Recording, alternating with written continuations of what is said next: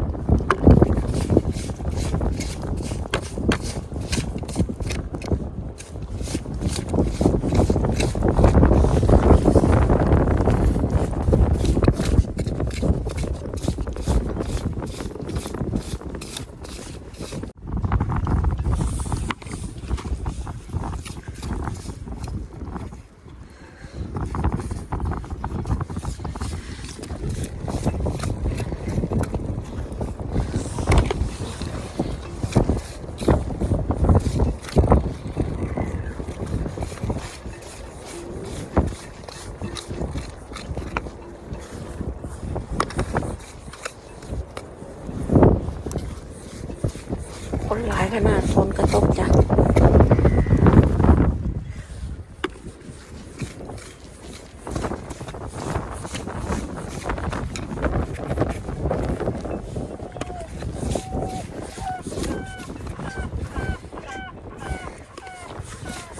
เสียงลมอาจจะแรงหน่อยนะทุกคนนะ